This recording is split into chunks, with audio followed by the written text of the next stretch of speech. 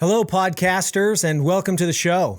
So if you've ever listened to the show before, you know that I'm a big fan of the personal finance discussion. It's one of my favorite topics to discuss with people, and I even occasionally do financial counseling for friends or members of my church.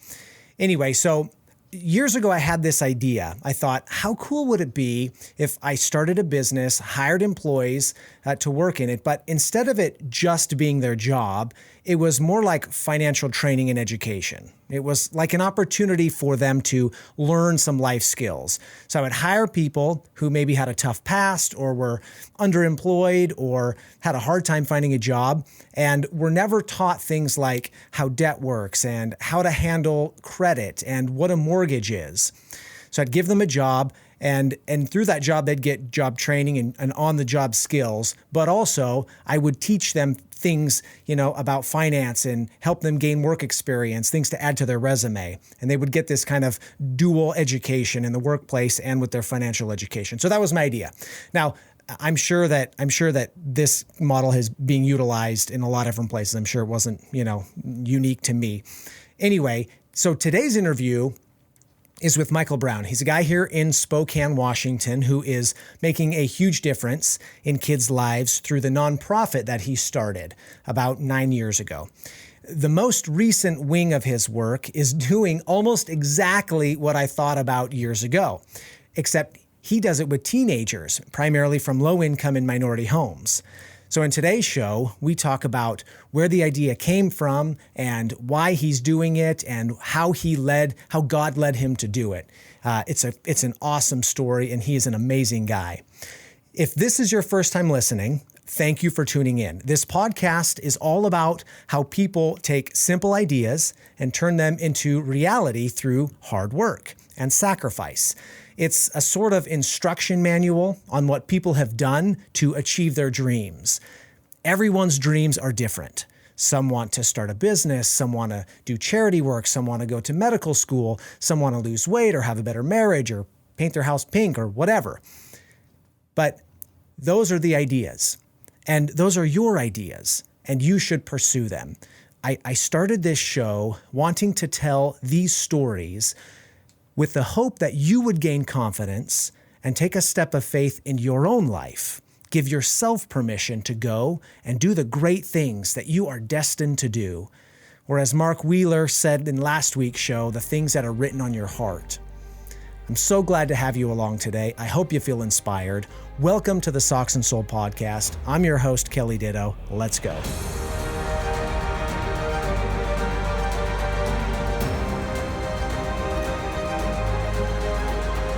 I'm thrilled to have in my studio today kind of a local legend here in the East Spokane area. I know him as Coach Brown, but we'll call you Michael from here on out. Thanks for coming down, Michael. Thank you, sir. So I'm familiar with you because, probably 6 or 7 years ago, we got a flyer or an email or something that talked about this basketball camp, a 6-week-long basketball camp that was going on during the summer, 8-week basketball camp that was going on during the summer, including a pair of shoes for teenagers, for youngsters. Right. And we thought, this is great. And so our oldest is Addison, and we thought this would just be a great thing for him to do during the summer. It was down here at Underhill Park. Yes. And so we enrolled him, and he had a great experience. So we did it a couple more summers in a row. Yes. And so that's how we became familiar with you as Coach Brown. Mm-hmm. So you run, and that is part of something called it's a mouthful, the Spokane East Side Reunion Association. That's correct. So just tell us a little bit about what that association is, and then I want to back up and talk about your history a little bit. Okay. Well, the Spokane East Side Reunion Association, we call it SERA for short. Now, who do I look at, you or I can look anywhere? Yeah, you can look at me or the camera, either way. Okay. It stands for SERA, all capital letters. Mm-hmm. Okay, and what it stands for, Spokane East Side Reunion Association. Now, what that is, it's a collaborative effort that strives to restore, promote, and revitalize a sense of community throughout our city's neighborhoods. Now, we are dedicated to supporting underserved neighborhoods and at-risk youth by instilling a sense of community, resilience, and celebration. We are also a concerned people committed to addressing intergenerational poverty, violence, and neglect in the Spokane area. That is awesome. And you've obviously been doing this for a long time. What do you find is the most effective way to combat those things? Well, the best way that I found is trusting in God. Yeah. And putting God at the forefront. Awesome. And doing what he say. Mm-hmm. Yeah, that's awesome. And I imagine that you feel that God had called you, to work in this ministry. He definitely did. Definitely. That is awesome. That is awesome. And I want to talk all about that, but let's back up a little bit. Okay. You grew up in this area. Tell us a little bit about what your life looked like, growing up in this area 60 years ago, and what you were doing, and who kind of the mentors and big impactors on your life was. Okay. I'm gonna start from the beginning, if that's all right. If Please. I can remember this thus far. I grew up and went to Edison Elementary School, which is no longer there. It was a half a block from my house. After that, I went to Libby Junior High, which is now a gifted school for kids, which was right across the freeway over here. Oh, that's the one that's now. Is it still called? Yes. But yeah, it's kind of a. It's kind of a gifted school. Yeah. Yes. Yeah. Okay. And I went there after that. I went there for 7th and 8th grade. After that, I went to Lewis and Clark High School, where I graduated in 1978. After that, I went to school down in Alabama for a short stint because I wanted to play basketball. I realized that the guys down there were way more advanced than I was. So I came back up here and went to school at one of the colleges that I had been offered a scholarship at, community college. I played basketball there for 1 year. I transferred to SEC Community College, where I also had a scholarship to play basketball, but I didn't play there. I got my AA degree. Okay, after that, I decided to go to work in the family restaurant business. So I did that for 12 years, 10 to 12 years. During that time, I went to school at Eastern Washington University. Okay. After that, what were you studying at Eastern? I was studying pre-law and political science. Okay. Yeah. Because I always wanted, I had, if I couldn't be I always wanted to own my own restaurant. But if I couldn't do that, I wanted to be a lawyer. But I heard so many bad things about lawyers, so that kind of deterred me in another direction. After that, I went to work for the building trades, heavy highway construction. So this is after you worked in the family restaurant? Yes. Okay. Yes. So you graduated with your political science degree? I never did graduate. Oh, you didn't graduate? I didn't graduate. Did you get your AA, though? I got my AA. You got your AA from Spokane Community College. From Spokane Community College. Awesome, very good. Then you worked in this family restaurant. Right. And then you went into the trades. Then I went into the building trades. Okay. Okay, and that was in 95. I retired from there, so I will be getting a pension one day. I retired from there because it was a lot of back-breaking work. It was heavy highway construction is not easy. You know, jackhammer with a 120-pound jackhammer. Okay, and after that, I decided, I always wanted to go to work with a suit and tie on. So I thought I'd try insurance. So I went into the insurance field where I ended up having my own insurance business for 7 years. Had about 7, 8 people working underneath me. And it was not fulfilling me what I really want in life. And so 1 year we had, this is how the Spokane Eastside reunion came about. My brother and my cousin, they wanted to have a big get-together at Liberty Park, which is also in the East Central neighborhood. Mm-hmm. And I thought, okay, maybe this might be pretty cool. But since they were the ones that wanted to get this started, because the reason why is because every time my brothers, they lived out of town, and every time when they came to Spokane, they could never see, people. So they said, what if we got people together, just a one-time deal where they could meet when they came to Spokane, they could see everybody.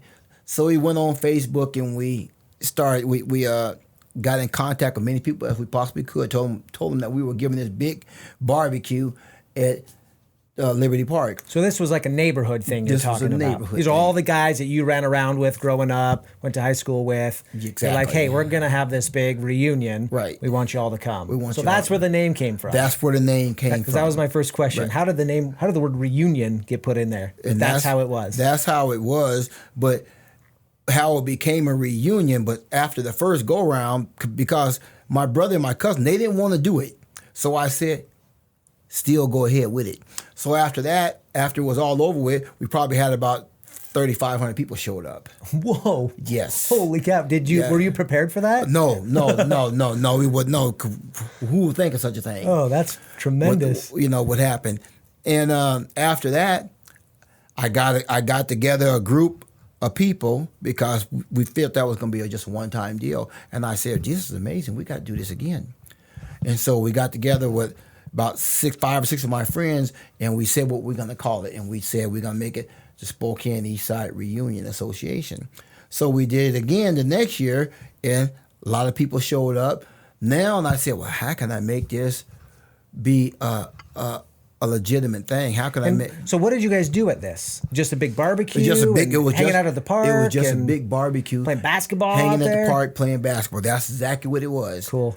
And everybody just came, and we made food, and people ate, and that's all it was going to be. Yeah. Okay. Then I said, let's take it a little bit further. So we made it into a corporation, made it into a nonprofit. Okay. And now we will say we were going to start doing games. We had after that, we had the mayor come and speak at our events. We had the chief of police, different people. We started reaching out to people, and of course, they in the political realm, they wanted their face to be shown, so they came, Right. especially being in a black neighborhood. Of course, yeah. Okay. The underserved black community, they get their face up there. Exactly. Sure. And it took off from there. We had always had. I had a board of directors. We had always had. The integrity was there because God, I just so much in love with God. Yeah. And so I knew the integrity was there, but we had to build the credibility. Sure. Because when you first starting out, ain't nobody trying to be a part, or you're a newbie. They can't trust you. Nobody's going to give you any money. Right. And so after I got my nonprofit in 2012, my nonprofit status, I started to reach out to people, letting people know that we're here to stay. And we ran into a lot of resistance, a lot of different challenges because didn't nobody really believe us. Yeah. See, but I believed in God so much, and it was my faith. And by that time, all that time, all my board members had pretty much, I can't do this. I can't. I'm not getting paid. I can't stick around. I can't do this. So they all left. Oh, man. I didn't have one board member stay with me, and that was my daughter. And we took it from there. Very cool. Wow, that is so. So, what was life like for you growing up in the Spokane East neighborhoods? Well, life was,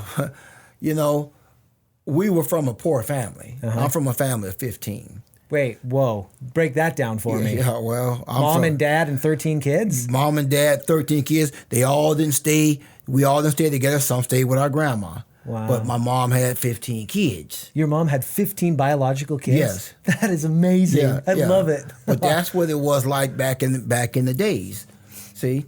And where do you fall in the pecking order? I fall about I fall somewhere in the middle of the pack. So this now explains how 3,500 people showed up. Because you've got 14 siblings. Right.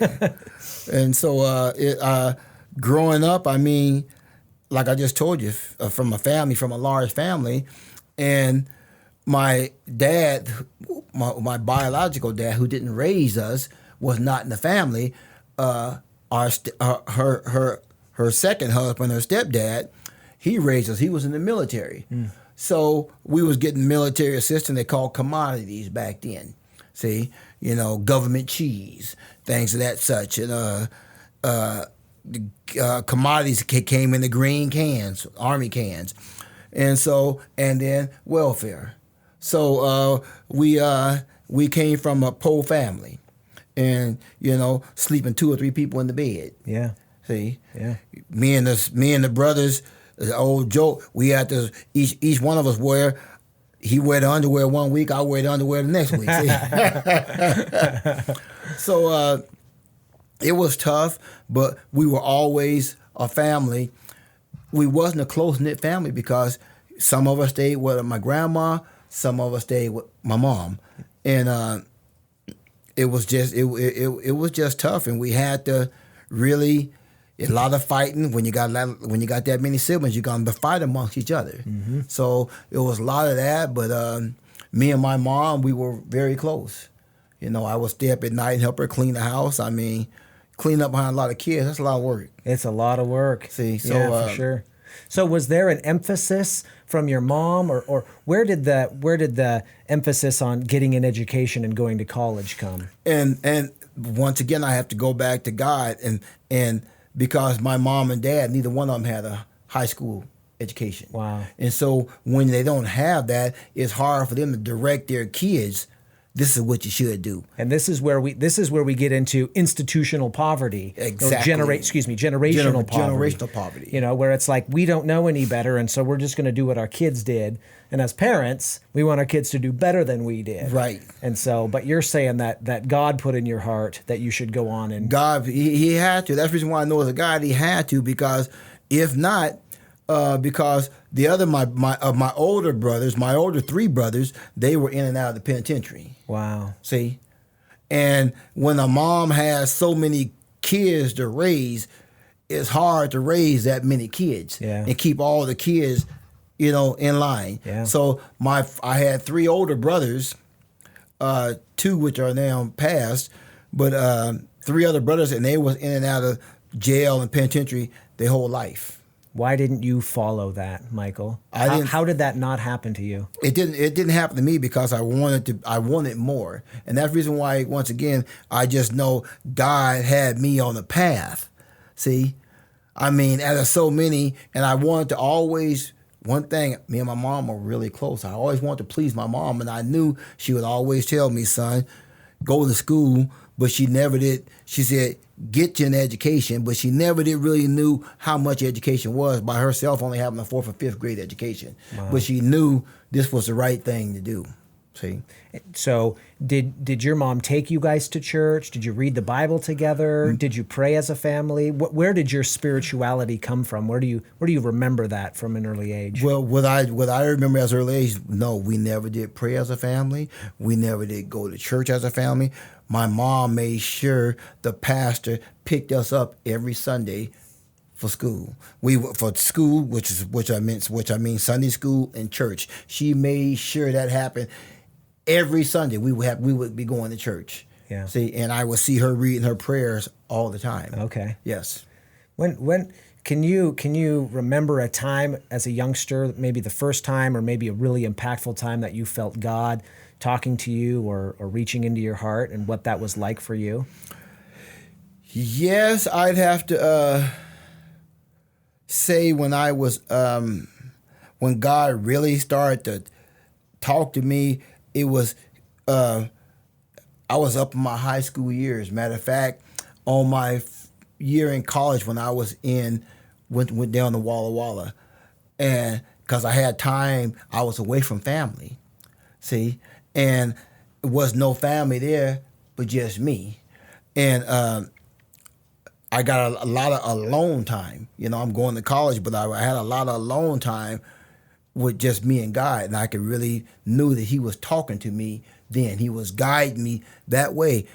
Once again, I'm from a family that's so large, it can't be nobody but God. Yeah. See? Right. Yeah. There's so much noise around when you're in a big family. Exactly. I mean, I'm the 5th of 7, so nothing like you, but right. my house is loud, man. Oh, it's always loud. I didn't have my own bedroom until like my 3 older siblings finally moved out, and so it's noisy. There's no privacy. There's no quiet time. I didn't get my own bedroom the same way until my brothers moved out.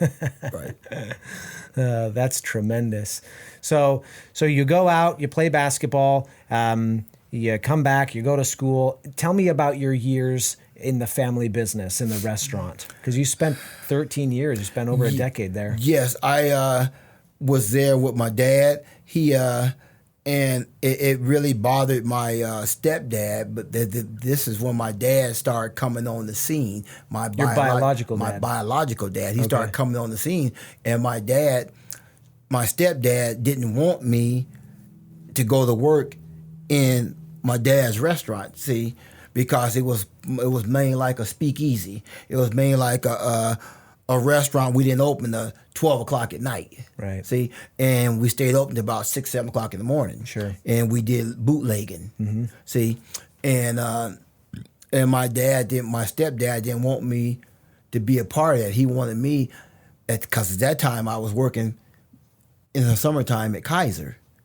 See, and my dad he hated that. That was one of the main things he hated, for me to go to work for my real dad into the family business. Because he didn't like the environment. He didn't like the environment because he knew it wasn't good. Yeah. It wasn't going to be conducive for me at all. Sure. See, and because it was bootlegging, it was alcohol and things of that such, women of the night, it was all that stuff that things that happen late at night, which ain't no good. Yeah. See, so. Yeah. And how did that impact you? Did you fall into that lifestyle, or were you able to kind of work there and stay aloof from, some of those temptations? How did that work for you? And that's the reason why I knew God. He's amazing, because all that I seen, I didn't get involved in that. See, I was able to, just by the grace of God, separate that from, from doing the right thing. Yeah. Yeah. Wow, that's amazing. Yes. That's one of the things that strikes me so much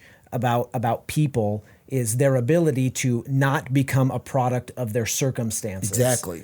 I have friends who have grown up without their dads in their home. Their siblings are kind of a disaster, and yet they just blossom. In a lot of cases, they find God, through prayer or whatever, and they just find their way out of there. And it's kind of amazing. I was one of them. I can put myself right at the front line. I was one of them people. Man, I love it. I love it. That is so cool. Okay, so tell us about the basketball camp. So you found this association, that this reunion program that becomes this nonprofit. Your board of directors all abandoned ship. You and your daughter. You guys kind of keep this thing together, and it must not have been much longer after that you started your basketball camp. It was 2 years after the first deal that we started the basketball camp. We wanted to be able to. We made a corporation, but we wanted to be able. What can we do to get started to show people that we want to give back? Yeah. See, so we started a basketball camp, and it first started at the East Central Community Center, where we had about 10, 11 kids. See, and then it just started to grow, and it grew so much that we had to find an outdoor facility because the indoor facility couldn't contain us. Yeah. See, and so we went to the outdoors. That's when you went to the Underhill Park? We went to Liberty Park. Oh. Wait a minute. We went to Liberty. No, that's when we went to Underhill Park, yes. Yeah. So how many kids did you have enrolled in the program then? Our first year at Liberty Park, we had about 30, 35 kids. Yeah. That's amazing. Yeah. I love it. And tell us what kind of an impact that you have had on those kids and what that has looked like over the years. Well, I don't like to say me. I like to say God. I know He used me in that way, had an impact it's amazing. I mean, we're at our biggest year, we had 150 kids. Wow. Yes. That's like herding cats, man. Yeah, oh, yes. And God, He just, it's how we have impacted some of these kids. It will blow you away. Some of these kids will never forget the experience, see? Because it's a 8-week basketball camp, 4 days a week. See? Where Monday, Tuesday, Wednesday, Thursdays, where we talk to the kids about God. We pray before every meal, we pray, and we set them down and we talk about God, and it's amazing. We have speakers come in and talk to them about God. We have pastors come in. Life Center Church is a big sponsor of what we do, And when I say sponsor, they come down and send some of their people, and they talk to the kids, along with a plethora of other donors. I mean, we done moved to the point we raised about $60,000 just for that 8-week camp. This is a massive production when you start thinking about it. Yes. It's 8 weeks long. It's 4 days a week. Yes. And if I remember right, you were feeding them breakfast and lunch. They get breakfast and lunch. And you got to keep 150 squirrely kids, busy, so they don't, just beat each other up or Right. run the place, into the ground. Right. That is an amazing operation. It really is, because that's a lot of different personalities I got to deal with every day. Yeah. Every morning. Yeah. So. And I was really active into sports as a kid, and I credit sports for a number of things that I still feel like I'm good at today. Time management, taking control of my own life, being responsible for my actions, exactly. being able to work as a team. And I think one of my biggest frustrations with what's been going on with COVID is that my kids, I have 5 kids, we can work as a family and a team, and that's great, but they're missing that interaction, that teamwork. Of course they are. And I really, it's amazing how much you see it once it's been taken away. Right. As opposed to, just taking it for granted almost. Right. And that's exactly what it is. A lot of these things we take for granted, then when we have to go without it, it can be very mind-boggling for us. It can be very frustrating for us. And with this camp, is just these kids just don't get to come to a basketball camp. They get a chance to meet friends. Yeah. They get a chance to make a friend, because everybody's not going to be able to play basketball. See? And we give these kids the tools. We give it's a basic basketball fundamentals. Yeah. See? I worked as a scoutmaster for the Boy Scouts of America for a number of years. And I remember I had this parent come to me once. And she said, Kelly, I love what you're doing with the Scouts, and I really want my son to be involved, but he's just not really into camping. So I don't know if scouting, is a good thing for him. And I remember looking at her and saying, Mrs. So-and-so, this is not about camping. That's not what we're doing here. Yes, we're teaching them camping skills and outdoor skills. This is about leadership. This is about responsibility. This is about being able to accomplish something and be proud of it because you did it. And as I watched your basketball camp and watched you bring in speakers, and if I remember right, Gonzaga came down there one time. Yeah. They probably come down multiple times, I'm guessing. Yes. I'm venturing to guess that Michael Brown's basketball camp, it's not really about basketball, guys. No, it's basketball not. is a tool that Michael Brown is using to teach your kids discipline and all these other things. Exactly. That is so important in our communities. Yes, it is. Some of these kids, they don't have dads at home. They barely have moms at home. Barely. And this is the first time they've seen structure and had a guy put their arm around them and say, hey, you're good. You're worth it. You're worth it. You're one of God's kids. That's exactly right. And he loves the crap out of you, man. That is super cool.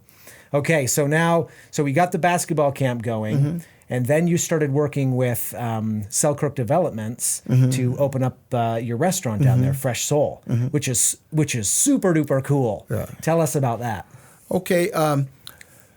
During that process, as we continued to grow, we wanted to find a way with all these programs, because we had implemented in that program as well an after-school tutor program. See, where we started at the East Central Community Center, and that evolved where we had started, and they wanted us in the East Central Library. Okay, but we wanted a place of our own. Yeah. So eventually, we got the Recreation Center, which is right by our restaurant. And but we want to find ways, because we know we're growing, but we want to find ways to be sustainable. And so when you say sustainable, you mean having your own funds, raising your own funds, not being reliant on donations. Because there's so many nonprofits, and even us today we still rely on donations, and all nonprofits rely on donations. For sure. See, and so we wanted to be able to help it out more by making all our things that we were doing become sustainable. And so me and my business partner named Sheldon Jackson, who owns Silk Court Realty, because he fell in love with us, what we were doing. And one day he said, Michael, how can I donate? Can I donate to the program? I said, sure. And so he gave me $1,000. He said, I want to show you that I'm serious. Then that $1,000 ended up turning into $2,000. He said, Michael, we got to do something so you can be able to get a paycheck or something. Can you? Is there anything you can think of, anything that we can do? And I said, well, I got restaurant experience.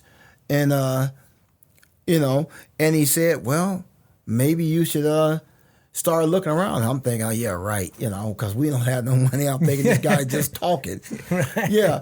And so I started going around looking for places, and I found the place that we're at right there on the corner at 3029 East 5th Avenue on the corner of Fisk and 5th. And he purchased the building for us. Yes, he purchased the building for us. And he purchased the building for us, and he was real good friends with Numerica Credit Union. Oh, yeah. And so Numerica Credit Union, they gave us some seed money, which was $20,000. Perfect. Okay. And he pretty much said from then on, you on your own. And it was a test to see what was I going to do from there. Yeah. See? And so by me, this is Kelly, it's all come full circle. When God, he had me working my dad's restaurant to get some experience. Then he had me go to insurance, where you got to get used to people telling you no. See, when you're in insurance, trying to sell insurance, you got a lot of no's, okay? And then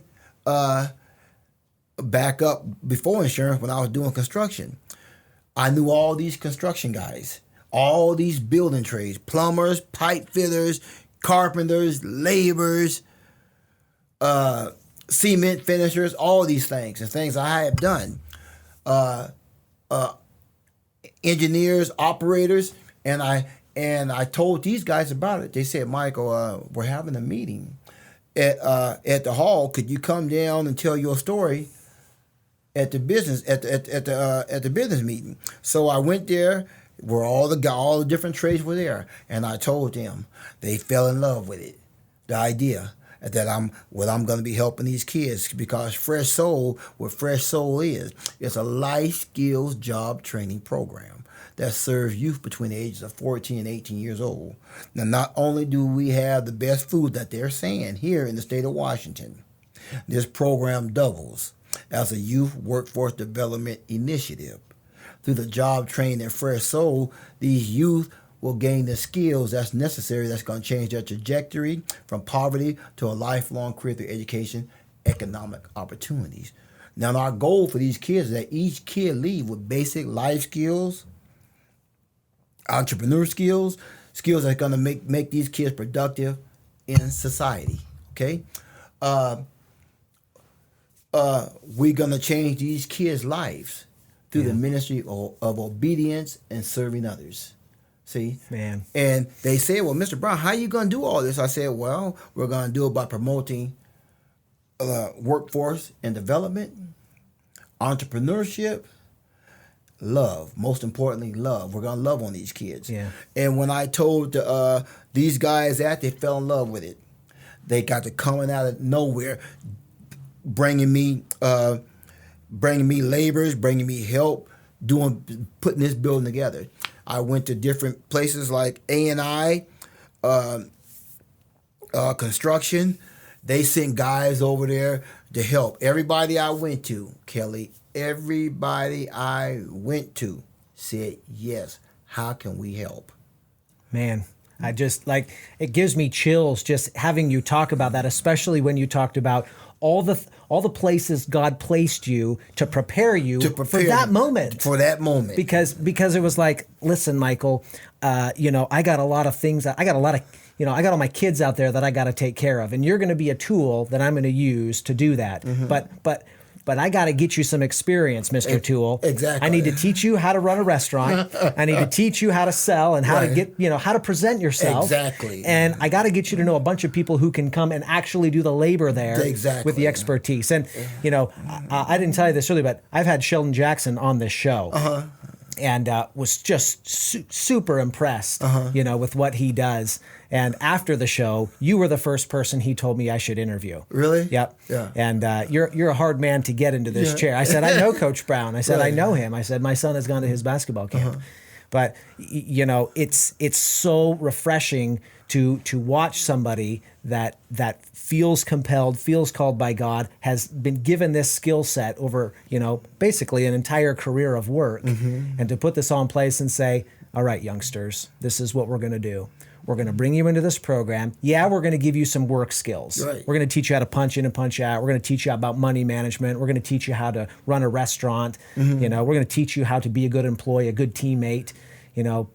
But then we're gonna unleash you, right? Because it's a program, right? They come in for a certain amount of time. They get this experience, this on the job training, and economic training, some classroom training, and then they get a certificate from you guys, right? Right. So they graduate from the program, right? So awesome, man! Yeah, it's so cool. Yeah. So yeah. It is so cool. So how many kids have graduated from the program, and what are the best success stories? That you could tell us. We probably had close to 20 kids graduated so far, even with this COVID that really slowed things down. And we got another 5 that's going to be graduating in April. And like I say, it's so I have so many stories because I know God is using me, Kelly. You bet. For these kids. I mean, because it's a 16-week internship. It's 4 weeks in class training where we train them in our recreation center, our job training center, where they watch videos. We teach them morals. We teach them ethics. They come from, a lot of these kids, Kelly, come from broken homes. Oh, I'm sure. One-parent families. Dad nowhere in the family. And so we teach them about how to market themselves. We teach them how to talk to people, and we get them out of their comfort zone. And that's the first 4 weeks in the in-class training, where they learn a lot. They watch videos, and most importantly, we talk to them about God. We start off with prayer, and we introduce them to God for about the first 15 minutes. This is every day in class. I love that you do that because, our value as individuals, and it's something we try and teach at our kids, Annie and I try and teach our kids, is you have inherent value because of who your father is. Exactly. We were having our kind of scripture study yesterday with our kids, and we were talking about the worth of a soul, which is perfect because the podcast is called Socks and Soul, your restaurant's called Fresh Soul, but we were talking about what is the worth of a soul, and the worth of a soul is that you are a son or daughter of God. Yes, you are. So what's the value of God? That's your inherent value, independent of what you look like or where you came from or kind of clothes you wear, kind of car you drive or whatever. You have inherent value because of who your father is. Just because of who our father is. And your, what you can become is infinite. It's infinite. Because your father is omnipotent. Omnipotent. That's right. So anyway, I didn't mean to cut you off. I love that you do that because it has the ability to instill such power and value into kids' lives. Because for the first time, for some of these kids, I imagine it's like I never thought that there was somebody out there that loves me regardless. No matter what, I can't do anything to deter his love. That's right. It just, I love it. And that's what we instill in these kids. I mean, it's amazing because it doesn't stop there, Kelly. That after their 4 weeks, we bring them into the restaurant. Lights, camera, action. Where my head waitress, where she helps train them. And she's good. And she teaches these kids everything they need to know that's going to make them successful in the work field, not just in culinary arts. See, because we got people that have said, Michael, once you get these kids done, and once they complete high school, we're willing to give them jobs. And this could be in just like Sheldon. Sheldon has put a program together for us to put these kids through his engineering program to help these kids get jobs through his what's that company he got now? Remax company. Yeah. So he said, Michael, we're willing to give these kids scholarships to go to school, to come and work in our place, and along with a bunch of other Scafco, Larry Stone, the building trades that I work with, they said, Michael, we're willing to give them jobs. SEC Community College said, Michael, any kid that wants to come here in culinary arts, we're willing to give them a scholarship. So we have built so many contacts that's going to help us with these kids, because we just not going to leave them after they graduate. See, we plan on staying with them all the way through college as a resource for them. And just to give you a story of one of these kids, couple of these kids, I can go on and on, but one kid came in and he didn't have nothing. And he just said, Michael, he said, Michael, I want to thank you. He said, this program, he said, it has definitely changed my life.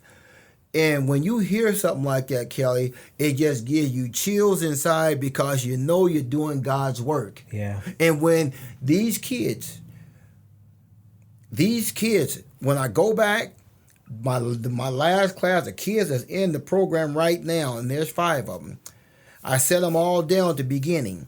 And I said, you guys, we're going to talk about God. I said, but before we talk about it, God, who of you know God? Nobody raised a hand. I said, okay. I said, who of you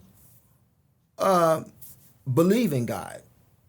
Nobody raised a hand. Or I have one girl that's in the class. She is she's autistic. So we take them autistic, we take them somewhat handicapped, whatever. If we can help them, we take them. And this is the story that really touched me. And she was the first one to raise her hand. I don't believe in God. I'm an atheist. I said, okay.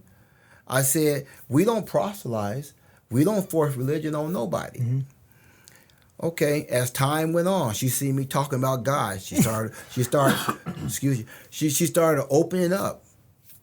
And then one day I didn't see her because we had to shut down because of the COVID here back in November. And she called me. She said, Mr. Brown, could you pray for me and my family? She said, we got COVID. And she said, not only am I asking you to pray for us, my mom is asking you to pray for us. Man, that hit me big time. But I felt so good, because here's an atheist. All of a sudden, by her seeing me talk about God all the time, and she see God working, and they got COVID, and she called me and said, Mr. Brown, could you please pray for me? And my mom wants you to pray for us. I said, put them on the phone, put them on speakerphone. And I was able to pray for him right then. It just made me feel so good. It let me know that God is working, that God is busy. And it give me my confirmation to let me know that I am doing God's work. He never gave up on him. No. He never stopped loving him. Never. He just said, Michael, I'm sending this girl to you. Right. And you're just gonna whittle away at her. Right. Just keep, she's got this hard exterior. She had a tough upbringing, whatever she had to deal with. And you're my guy. You're gonna get through to her. And I just see, and she's one, and the other. Just stories how these kids, they're troubled kids. Some of them are troubled kids, and it's starting to get out now, Kelly. That it's really starting to get out. That people are really seeing what we're doing. You ought to see the people that come in that restaurant and they ask me, Michael, you the owner? No, I'm not. God's the owner. I love it. I let them know that. I say, I'm just the one in charge. Yeah. And so many people, Catholic Charities is a big sponsor, thousands of dollars a year. They sent in, they're stationed out of Washington, D.C., they sent in 6 guys 2 weeks ago. They did a national video national. That is great. Video. It feels like this is the kind of program that is very repeatable. Right. You know, if you can get the community, you know, to cover the expense. I mean, you know, the way Sheldon just gave you a building, right, that just eliminates a whole bunch of operating expenses right out of the gate. Right. And it seems very repeatable if you can find a building in a reasonable area that has just kind of run down or whatever, or been neglected, and get somebody to buy it and donate it, get the trades to fix it up. Right.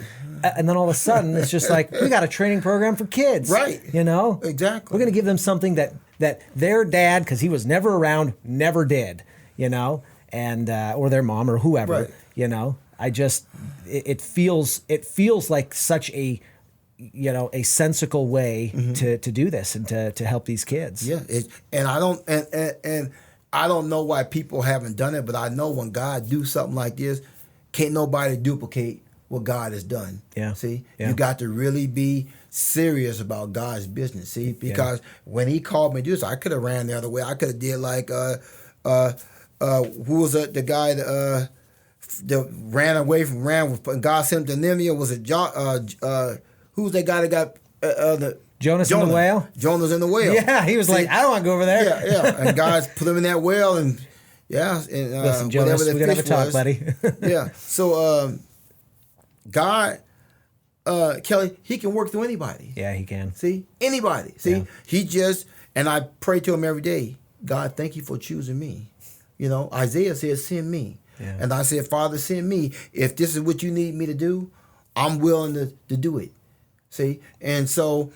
And he's giving me how to talk to people. I mean, that's one thing I don't have. I don't have no problem. When I go, and I done somebody's always want me to do a presentation. I just did a presentation the other day for Eastern Washington University, the Black Student Union, the kids. Everybody's always wanting me to do a presentation somewhere, WSU, Gonzaga. I mean, I done these presentations different places. And it's God telling me, giving me the words to say, see?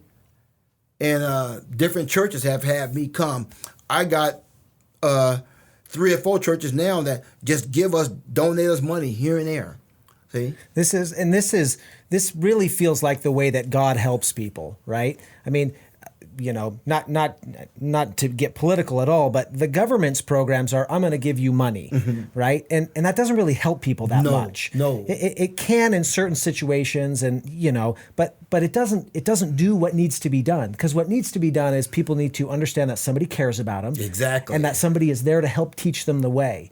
And this is where churches and nonprofits and these kinds of things are so much more efficient and so much more effective at changing lives than you know, a government program. But it requires a guy like you who's all in, who totally feels called to this work, to this ministry, and takes it tremendously serious. Right. And how a lot of people know that I'm serious about what I do. And Kelly, I worked on that building for 3.5 years with no pay, 6 days a week, 12 hours a day. How did you? I mean, and that brings up an important question: is how did you survive? How do you survive? You know, how do you make ends meet?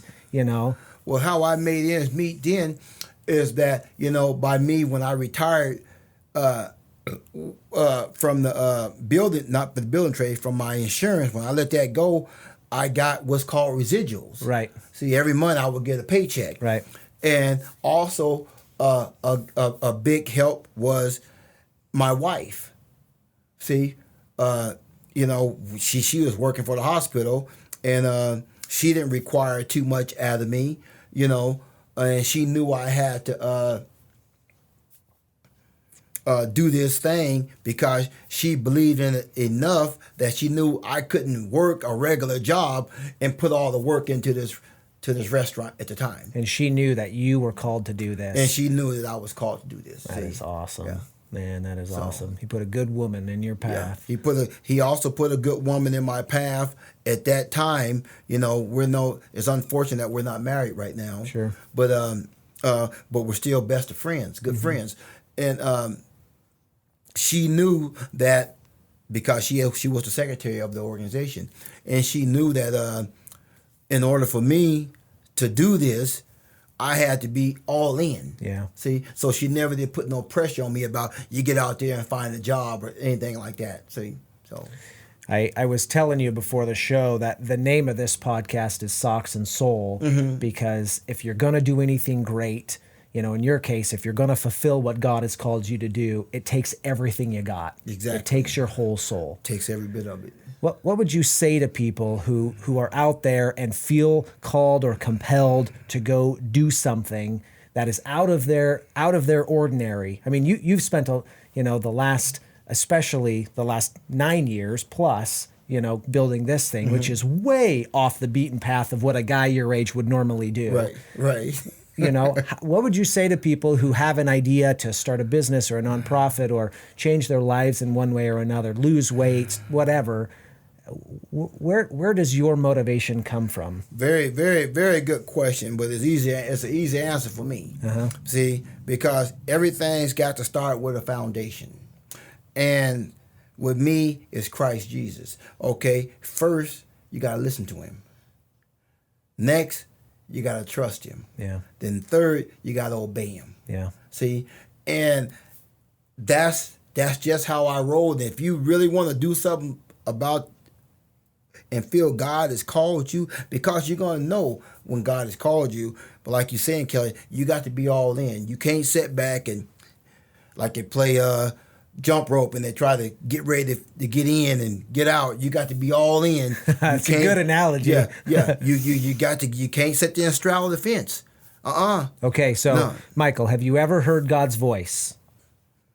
No, I have never. Audibly, have you ever heard his voice? Audibly, no. Have you ever seen him? No. So how do you know when God is calling you to do something? Well, how do you know? Because he's going to make a way when you think there's no way. Oh, that's good. That's how you know it is when he sets you up. See, because he never leaves us without knowing.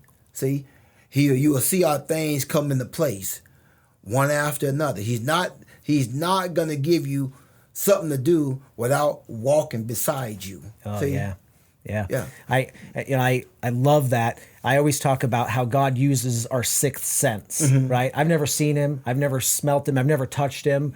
I've never heard his voice, you know, but that's not how he communicates with me. Yes, okay. He puts impressions on my heart right. and in my mind, and things dwell in there.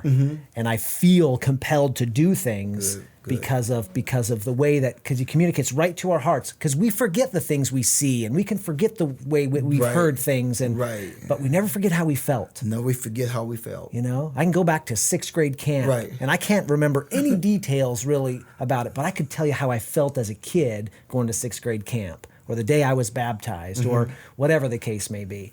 You know, or when I wasn't selected to that all-star team when I was 13, how it crushed me. I'll remember how I felt. Right. I'll forget the name of the field. I'll forget the guys that I played with. I'll forget the color of our jerseys, but I'll never forget how I felt. I like that. And it's so true. Like I say, God ain't going to... I don't believe he works like that. I mean, because if God sit there and talk to me, Michael, you do this, that's probably going to scare the heck out of me. See, you or anybody else. But the way he does things, if you just, because you're going to know right here. Yeah. You're going to know right here. Yeah. And I mean, you're going to know that God is behind what he's doing. I mean, I can just see the steps, how he's brought me along, that I know it was nobody but God. Yeah. I know it. I mean, I just know it. Don't be afraid of the future. Don't be afraid of the unknown. And always take time to look behind you and see how he directed your path. And see how he directed your path. Because and as we sit here today, we look back at your 60 years, and it's so blatantly obvious how you got here. Exactly. It's like ridiculous. But at the times, I imagine those were tough decisions. Oh, yeah. I'm going to leave the family restaurant, and I'm going to go do insurance, and I'm going to go into the those were hard decisions. They're very hard decisions. But and you may not even have realized it as much at the time, but you were led during that to do that. And now it's like, of course I was. Right. It's so obvious. It's so obvious. Yeah, it's so obvious. It is. Oh man, you are just awesome. Thank you, sir. You just you bleed, just this great sense of duty, and this calling that God has given you is just tremendous. And I thank you. Thank you for doing it. Thank you. Thank you for being a part of it. I wouldn't have it no other way. If I could go back and do things different, I wouldn't change a thing. Yeah, See? yeah, I love it. Okay, so the other part of my podcast is I'm going to ask you about your socks and what your philosophy is on socks. You got black athletic socks on today. What's up with that? Well, I just always believe you very seldom is going to see me barefooted. I just don't like socks. I always made my kids wear socks because I always, thought that you could catch cold if you didn't have socks on. Sure. So, and then I believe that socks is an extra protection of your feet. I don't wear. You're not going to see me wearing thongs too much. You're not going to see me, if I have them on, I'm usually going to have a sock on. I just think I'm just very sensitive on my feet. I like them covered up. I like it. See? That's good. That's good protection. I like it. So I wore these socks today because these are basketball socks. Okay. I wear these when I play ball. I still play ball 3 days a week. You do? I love it. Yeah. There's a little group of guys that we play, and so I love basketball. Oh, boy. I've got 4 brothers. I grew up playing with my dad. It's some of my fondest memories were playing basketball with my dad. Oh, boy. Who I lost, a long time ago. Well, maybe I might have you come down and talk to the kids one time at the camp or something. Anytime. And I'd love to. So I remember, and I've told this story before on this show, but I remember my first pair of good socks. Really? See, because I was the 5th of 7 kids. We grew up, we're pretty modest in our upbringing, and because I have 3 older brothers, most of my clothes were hand-me-downs, probably like you, including my socks. They were hand-me-downs, and we'd get, Mom would go and get the big pack of tube socks, and sometimes I'd go steal them from my dad's drawer. I remember I was in 6th grade. I was in 5th grade playing basketball, and I'd gone to the mall with my friend, and we'd gone into Foot Locker. And I remember looking at this pair of Nike socks, and they were $5. And I remember thinking, that is a fortune for a pair of socks. But they had the little swoosh on them, and I just wanted them, right? So I bought the socks, and I remember putting them on, and they're just being wicked comfortable. And that was when I fell in love with comfortable socks. And I wore those socks. I would wear them 3 or 4 times a week before I sent them to the wash. Oh, boy. Because I just loved them. And I wore them till they had holes in them. Right. So I have for you. These aren't the most flashy socks. I usually give my guests really flashy socks, but I found these, and this is what they looked like. They were white socks with the black Nike swoosh. And Nike still makes remarkably comfortable socks. Okay. They're some of my favorite. But I wanted to give these to you. Thank you. Because of the way those socks had a huge impression on my childhood, like your basketball camp has huge impressions on youngsters today. Right. Okay. So when you wear those, know that kids everywhere are grateful for what you're doing. I appreciate that. And they're really comfortable socks. All right. So there you go, Michael Brown. Thank you. I really appreciate you coming in today. I'll give you the last word. With God, all things is possible. Matthew 19:26 tells us that. Yep. And I just hope that people my prayer for people, Kelly, is for them to get a relationship with God, because it is so powerful. He will never steer you wrong, and he's the best I've seen. Yeah, for sure. How can people help you? What's the best thing that people can do to help you? The best thing that people can do to help me, if it's not me, as far as our organization, is to come in, support what we're doing, and do like so many others, get on the bandwagon of support, financial support. Great. See, because a lot of people fail to realize, we're not like any other restaurant. We are a nonprofit. We're not for profit.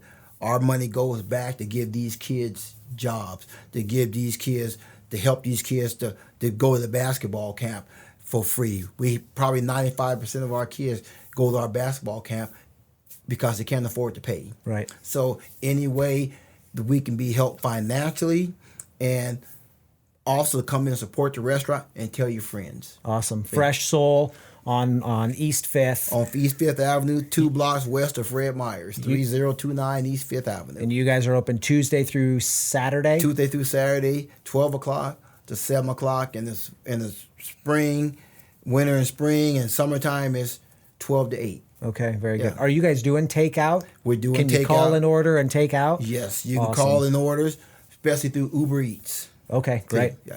Awesome. Very good. Well, thank you so much for what you do, Michael. You're an inspiration to all of us. Thank you. Thanks for making our community a better place. Yeah, thank you. We'd love to see your program replicated all over the world. Oh man, I would love that. And if you want to run this program in your community, please reach out to Michael. I'm sure he'd be happy to steer you in the right direction and help give you whatever guidance you need to make that happen right in your own neighborhoods. In your own neighborhood. Awesome. Thank you, sir. Thank you. The Socks and Soul podcast is a production of Ditto Film Media. If you enjoy this content, be sure to give it a 5-star rating on Apple Podcasts. Join the conversation on Facebook at Socks and Soul Podcast.